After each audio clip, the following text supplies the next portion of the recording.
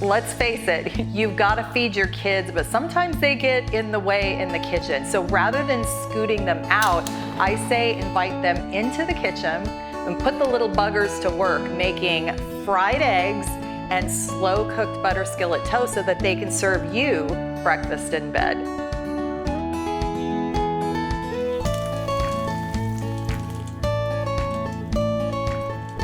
Do you know how versatile toast is? Well, today, my friends Garrig, Rebecca, and I are going to make our world-famous slow-cooked butter skillet toast.